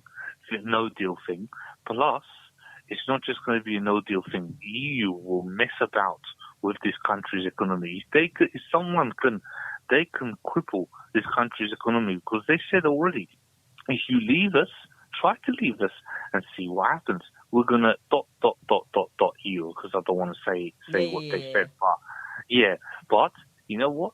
He said, all right, then we're gonna leave. Yeah, but is talking tough like that isn't going to be good. So this government doesn't have to. Well, I mean, whether that's true or not, and you know, whether this country or not is on its own, or even whether this country remained or had remained a part of the EU or struck out on its own. There were, like you said, there's always going to be more cuts. There was always going to be more austerity. There was always going to be more zero-hour contracts.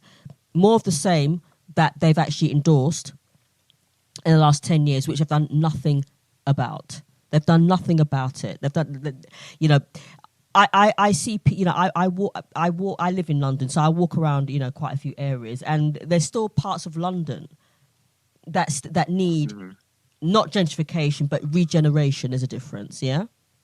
Regentrification, moving out, yeah. Yeah, you know, so there are areas in London that have just been left to rot. You know, if the crisis that happened up in Yorkshire with the flooding happened in Berkshire, you'd be guaranteed that the government would be in Berkshire quicker than you can say who shot John Rabbit or who shot Cock Robin.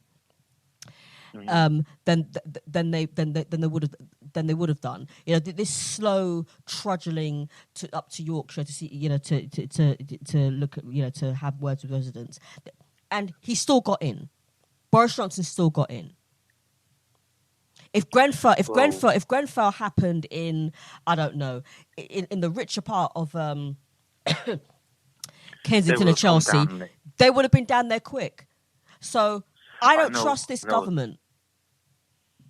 Well, what happened was in the Grenfell fire, they just rubbed it under the carpet, and some people said, allegedly, that someone started this Grenfell fire, or someone running away, this and that.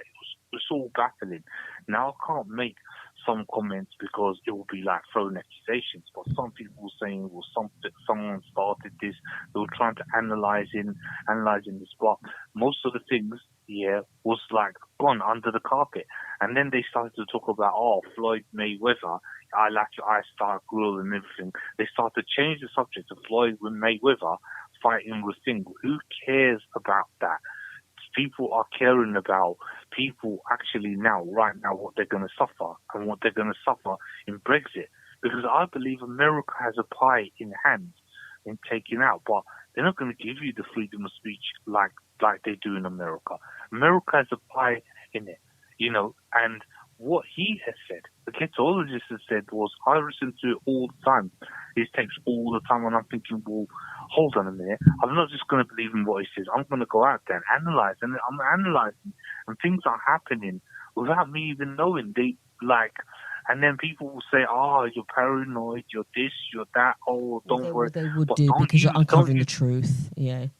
Because don't you think that the European Union already, they could now do something else? Because they've done it to other countries. They could do something else that would cripple the England's economy. And you will see, like, outside wolves will want to come in this country. It will come.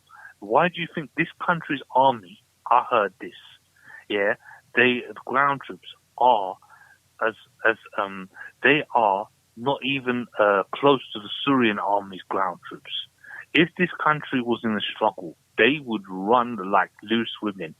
That's what I was told. I said that this country, they would run like loose women. The army would run like loose women because they're not trained. They're not trained to handle something massive. If it was a massive outbreak, Well, there would be serious I think they casualties. are. I think they are. I mean, they go to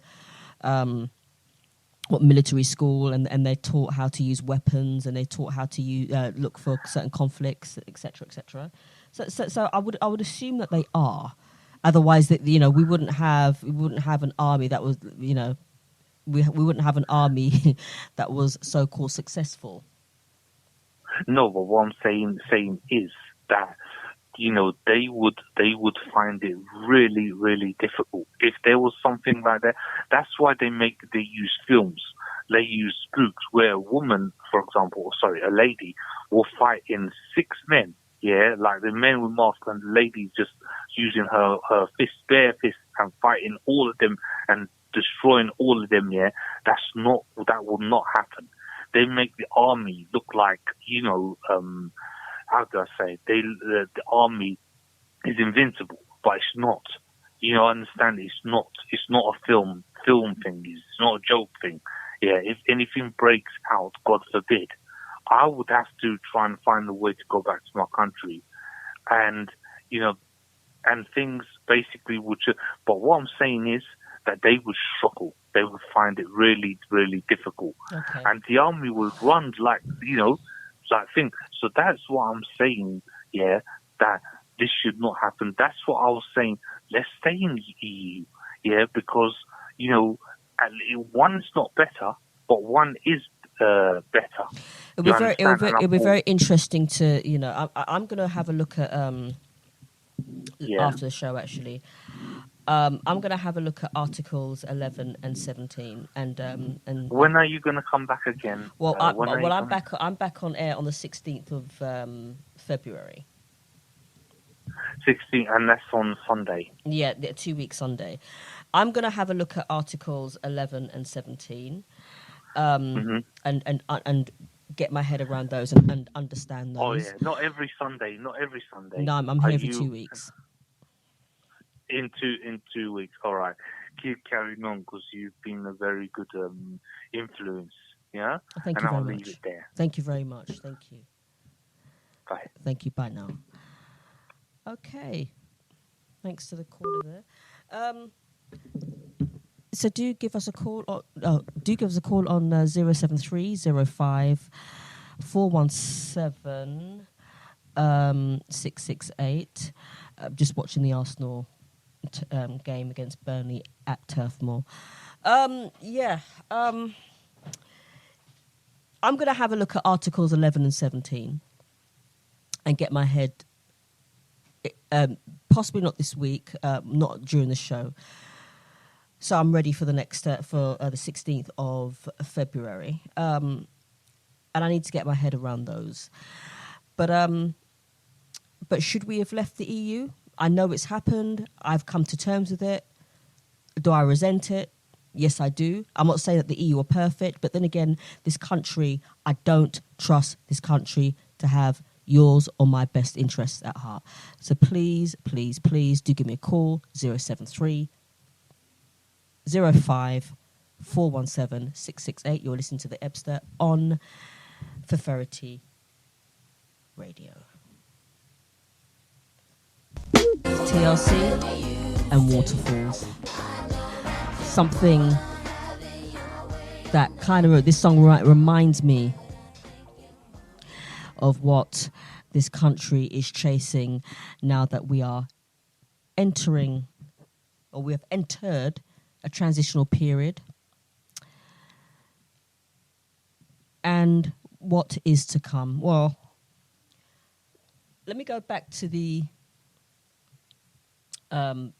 article that I was reading, the fact sheet about the World Trade Order. So if I just quickly go back, no, I don't want that far. Go back up to here. Where are we? Right, so what are the potential consequences of these outcomes? So the imposition of tariffs on trade with the EU would increase costs. I'll just read. I'll just go over some bits and pieces. The imposition on trade of tariffs on trade with the EU would increase costs for both UK importers and hence consumers. So we'll be, so us as people who buy stuff, we would have to pay more on certain goods because costs on trade will increase, right? Okay. Yeah. So. Yes. So. And exporters. So exporters would have to pay more money in order to transfer the goods out of wherever, of their respective countries, right? The average EU tariff is low. It's around 1.5%. However, at a sectorial level, the impacts would be much larger. For example, for cars and car parts, the tariff rate is 10%.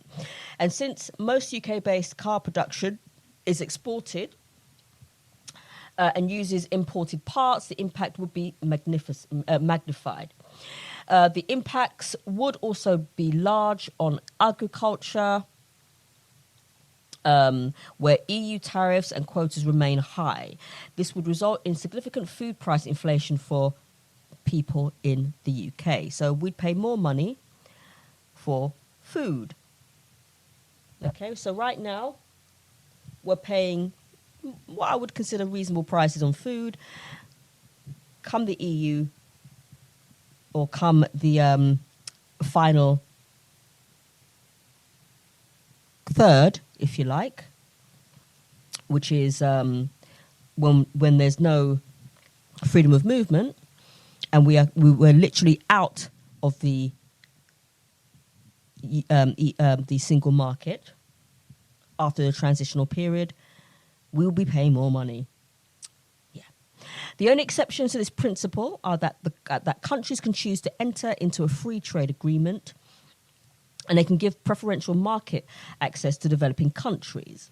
The UK could alleviate the impact on consumers by reducing or eliminating tariffs unilaterally.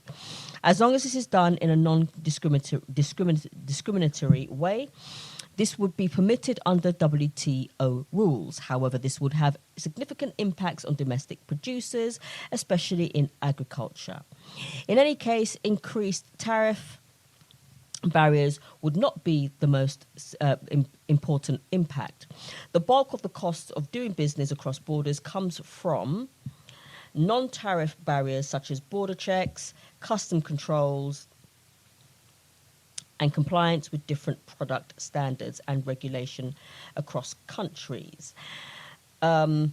These barriers cannot be removed unilaterally because they require trade partners to agree on a set of rules and regulations which they can both accept.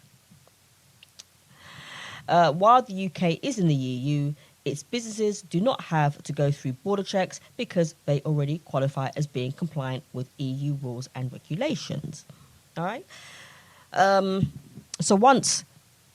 So basically, what it says to me is once we leave the EU, we will be subjected to border checks, etc.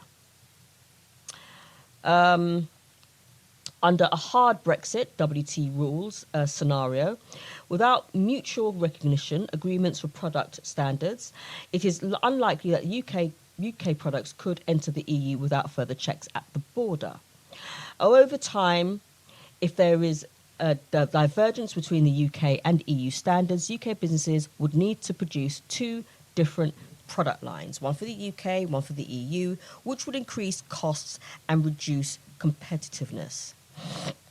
So I'm just wondering, for those of you who have businesses out there, how much this would affect you. You know, would the increase of having to increase costs with regards to having to import goods, having to buy goods, having to, you know, how much of an effect would this have on you? Do give me a call on 0707 305-417-668. I'll play another track. I'm going to come back to this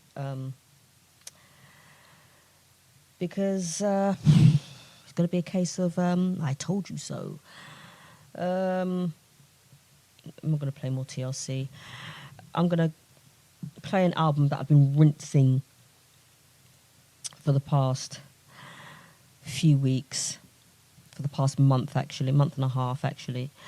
Hill Street Soul, the album by Hill Street Soul. Her album is called Organics or Soul Organic. So let's just go back up, and I'm going to play a song called Together. It's Hill Street Soul and Together. Yes, you're listening to the Ebster on Feferity Radio. I'm talking about. I'm just currently talking about what would happen if there was a no deal on the table, or after negotiations around the table, and things didn't go according to Boris Johnson's plans. What would happen if a no deal was reached? The impacts of non-tariff barriers would be larger for the service sector, which makes up 80% of the UK economy. Access to the single EU aviation market requires headquarters and majority shareholdings to be located within the EU so that it can have regulatory oversight on safety. UK service exporters would also suffer from the loss of passporting rights for financial services, as well as reduced access for other service providers like legal and accountancy services. See, it's not looking good so far. I'll just read this other little bit before I go into the next track.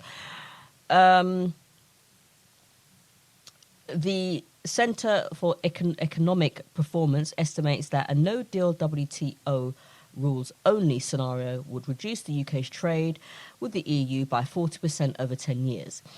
This reduced trade would mean a fall in income per head of 2.6% per year, net of the savings from no membership fees. There would also be longer-term negative effects from lower investment and slower productivity growth, which are estimated to be another 3.5% of GDP, gross domestic product. Adopting a policy of unilateral free trade would mitigate part of these costs, but the savings from unilateral tariff cuts are estimated to be just 3.5% of GDP. The short-term disruption resulting from sudden imposition of these WTO rules could exacerbate these negative effects. I don't know about you, but it doesn't sound good to me. Okay? And one of the things that I worry about very much. What kind of defending was that? Sorry, I'm just looking at this game between Burnley and Arsenal at Turf Moor. One of the things that I worry about is the economic growth that will be brought into this country, and whether or not jobs will be sustained and businesses would sustain with this country not being a part of the EU. I'm going to play another track, and I really would like to have this conversation with you. I am on for another 20 minutes until 3 o'clock. So please, let's have this conversation. Let me play another track. I should play Paradise, once again by Hill Street Soul.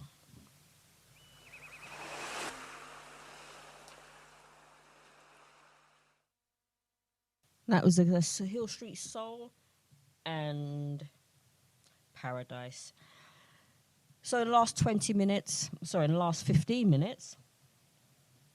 I'd like you to tell me your thoughts. Do you think that the WTO, the World Trade Organization rules, is a good thing or a bad thing? Now, for me, it spells a disaster.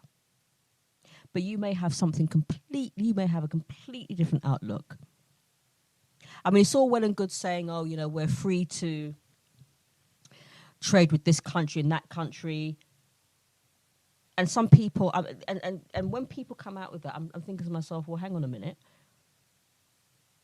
Yes, we've been in a single market for the best part of over 47 years, almost 47 years. However, we've actually played a part in some of the rules that have been made in the EU. And you may be thinking that once we leave the EU, once this transitional period is over, we can trade with whoever we want to, which is the case. However, on the grand scheme of things, how much will we be paying for certain food types? How much will the agricultural sector in this country suffer? Or what will they gain from it?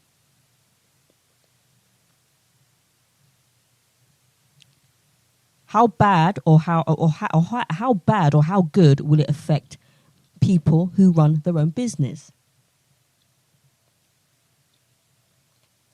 Are people in this country really, really, really ready to, you know, spend more money on food and basic items? Just have a think about that while I play another track from Soul Organic. Just have a think about that. Here's Just a Matter of Time. That's Hill Street Soul and Concrete Jungle. I just want to read out something to you. Just bear with me for 1 second while I find it.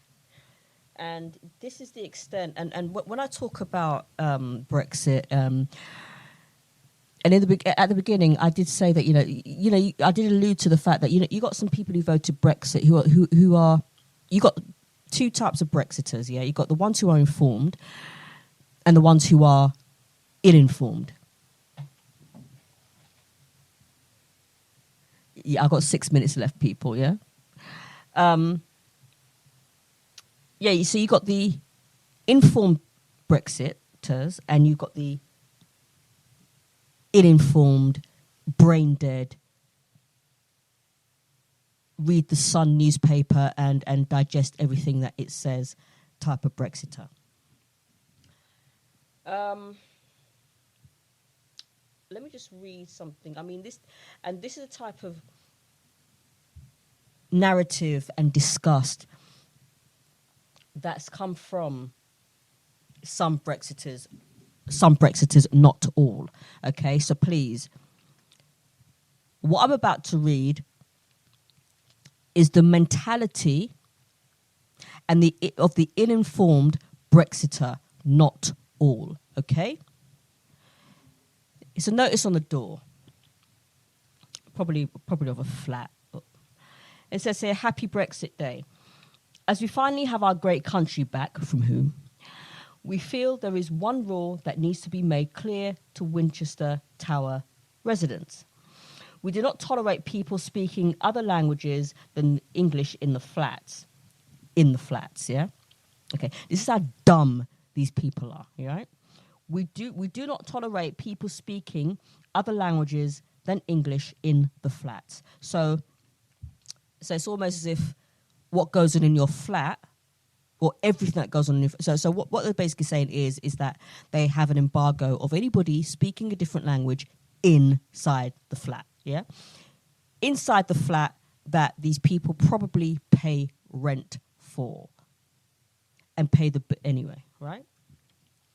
We are now our own country again, from whom, and the Queen's English is the spoken tongue here. There's no apostrophe in Queens, and there's 2 vers. If you do not want to speak, if you do want to speak whatever is the mother tongue of your country you came from, then we suggest you return to that place and return your flat to the council, so they can let British people live here, and we can return to what was normality before you infected this once great island. Well, when was Britain great? Oh, when this country had an empire, and therefore it literally ripped off and raped all other countries within the empire, and up till now refused to give back those artifacts to those countries that were in the empire. Is that what you mean? It's a simple choice: obey the rule of the majority or leave. You won't have long until our government will implement rules that will put British first, really. So best evolve or leave. God save the Queen, her government, and all true patriots. Now, this is the kind of toilet, sun reader, mirror reader, star reader mentality that drove people to vote Brexit. These very same people, I said it before and I'll say it again, and I don't care who I offend, but these people that want to spout out their racist, xenophobic, same thing, Islamophobic,